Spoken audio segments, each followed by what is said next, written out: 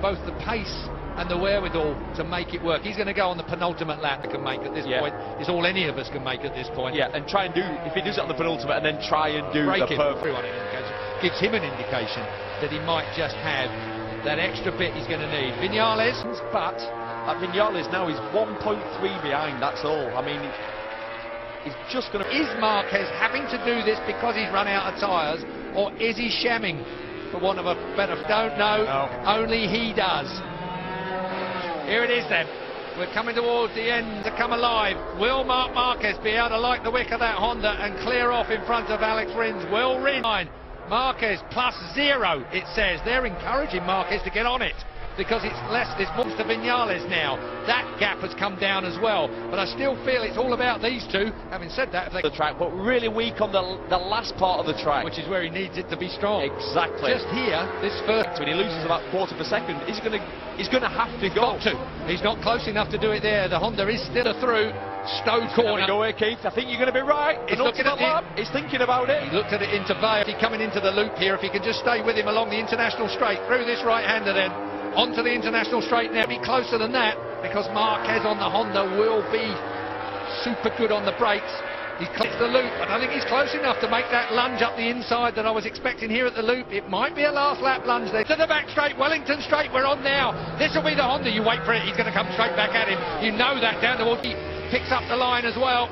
Now then, what is it going to be? It's going to be a good last lap, Keith. That's power that Marques had. And round the outside of Woodcote, that's tyre grip. Oh, that's Barry Sheen. Miles we have to go. It is 3.6 miles till the conclusion of the British Grand Prix. The battle of the British look really good. Maggott's corner, Beckett's corner, and then finally Chapel corner, turn 6. Because he's not got the Suzuki close enough. Vinales for the win, I've got a feeling. Oh, that's a horrible... Marques has got to do it right now. This is what it looks like back in the Yamaha camp, but it's all about Vale corner now. Onto the international straight. Marques is... Well, I think he's outfoxed the rest of them. He's left underneath Marques, coming down into the bottom gear braking area of the loop. We're heading down towards Village, the brakes there, but it might be at the loop. The next left-hander. Here we go.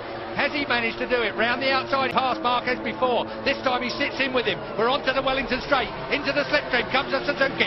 Can he make a mistake? Will the Suzuki out-drag him to the line? I doubt that. Here comes the Suzuki, closing down.